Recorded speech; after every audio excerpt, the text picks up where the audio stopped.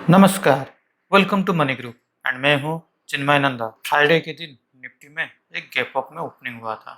अगर आप देखें तो निफ्टी में करीब 17,300 के आसपास पे कहीं पर ओपनिंग हुआ और ओपनिंग होने के बाद उस रेंज के अंदर थोड़ा बहुत ट्रेड करने के बाद सेकेंड हाफ में एक शार्प सेल देखने को मिला। पहले कुछ इंटरेस्टिंग बातें पहले जान लेते हैं। जैसे हमने पहले भी बता चुके हैं कि हम अगर यहाँ से एक ट्रेंड लाइन ड्रॉ करते हैं और उस ट्रेंड लाइन को अगर हम देखें तो निफ्टी जब भी इस ट्रेंड लाइन के आसपास कहीं पर जाने की कोशिश करता था तो वहाँ पर एक शार्प सेल देखने को हमें मिल रहा था। और ठीक उसी तरह ही निफ्टी में गुरुवार के दिन भी एक शार्प सेल नीचे की तरफ देखने को मिला, लेकिन फ्राइडे के दिन निफ्टी ने उस ट्रेंड लाइन को ऊपर की तरफ ओपनिंग भी दिया और क्लोज होते होते उस ट्रेंड लाइन के ऊपर ही कहीं पर क्लोज भी हुआ है। लेकिन सबसे इंटरेस्टिंग बात ये हो जाता है निफ्टी में जब गैप अप में ओपनिंग इतना बड़ा ओपनिंग होता है, करीब 200 से 300 पॉइंट के अंदर कहीं पर इतना बड़ा ओपनिंग होता है, निफ्टी में वो स्ट्रांगनेस नहीं रहता है। क्योंकि मान लीजिए कोई भी अगर इस लेवल पे हो पाए, इस लेवल हो या फिर कोई भी इस लेवल पे अगर कोई भी पोजीशन क्रिएट किया होगा ऊपर की तरफ, तो यहाँ पर जब उसको ओवरनाइट प्रॉफिट दिख रहा होगा तो वो कुछ वक्त यहाँ पर कुछ प्रॉफिट अपना बुक करेगा और धीरे धीरे जैसे ये नीचे की तरफ मूवमेंट किया ओपनिंग होने के बाद, तो यहाँ पर जहाँ पर यहाँ यहाँ उसको 100 रुपये का मुनाफा दिख रहा होगा, यहाँ पर उसको 80 से 90 रुपये का मुनाफा दिख रहा होगा। तो ये साइकोलॉजिकली भी पॉइंट में आ जाता है, हाँ मेरा प्रॉफिट नीचे नीचे धीरे धीरे आ रहा है, तो वो धीरे धीरे अपना सारे प्रॉफिट कवर अप करता ही जाएगा। तो इसीलिए ऊपर की तरफ और कोई भी बायर्स अक्यूमुलेट नहीं होंगे, वहाँ पर आपका धीरे धीरे सेलर्स फिर से अक्यूमुलेट हो जाएगा।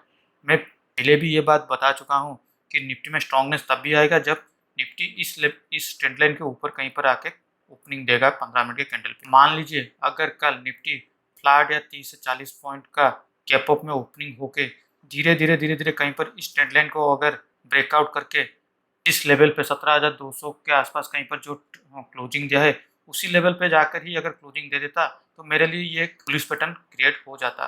लेकिन निफ्टी ने डायरेक्ट ही 200 से 300 पॉइंट के करीब ऊपर ही जाके ओपनिंग दिया है और ऊपर की लेवल से करीब 17,350 के आसपास से कहीं पर उसको सेल देखने को मिला और क्लोजिंग होते होते 17,200 के आसपास आके क्लोज भी दे दिया है। देख लेते अब आगे हम क्या कर सकते हैं। नो डाउट मार्केट ने हमारा जो रेजिस्टेंस था 17,100, अब वो उसके लिए एक सपोर्ट की तरफ काम करेगा।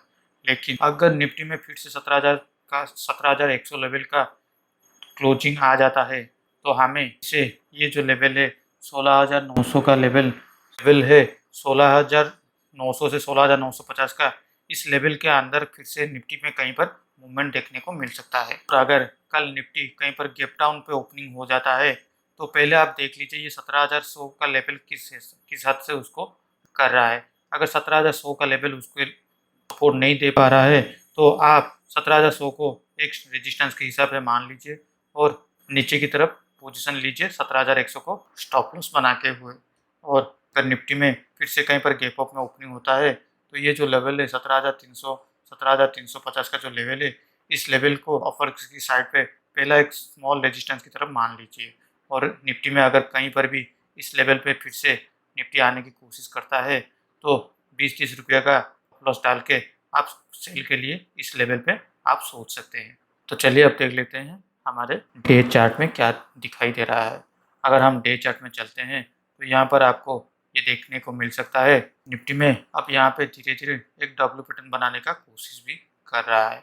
अगर निफ्टी में ये जो लेवल है 17,400 के आसपास कहीं पर इस लेवल को अगर ऊपर की तरफ निफ्टी ने डे चार्ट में क्लोजिंग करने की कोशिश करता है तो आपको फिर से 18,000 का लेवल फिर से देखने को मिल सकता है और आपका स्टॉप लॉस ये जो रेड कैंडल है इस रेड कैंडल के अपर पोजीशन में होना चाहिए। तो ये करीब आ जाता है आपका 17,300 से 350 के अंदर।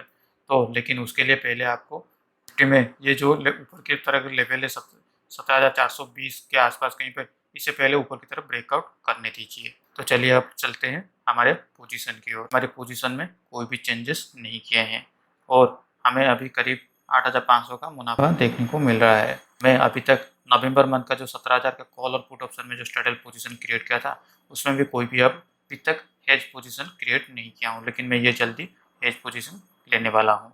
और उसके बाद अगर आप देखें तो मैंने जैसे बोला था निफ्टी का जो इंडिया भिक्स है, इंडिया भिक्स अभी करीब 17 से 18 के अंदर आना जरूरी है। तो उस हिसाब से 20 पॉइंट से अभी ये 18 दशमिक 1.26 पे आ चुका है। ये एनालिसिस के मुताबिक ये करीब और 1 पॉइंट का नीचे आ सकता है। जब ये और 1 पॉइंट का नीचे आ जाएगा तो मुझे जो मेरा शॉर्ट पोजीशन है, शॉर्ट पोजीशन में मुझे बहुत ज़्यादा प्रीमियम डीके देखने को मिल सकता है, जो कि मेरा प्रॉफिट को एनहांस करने में मदद मिल सकता है। तो आज के लिए इस वीडियो में बस इतना ही।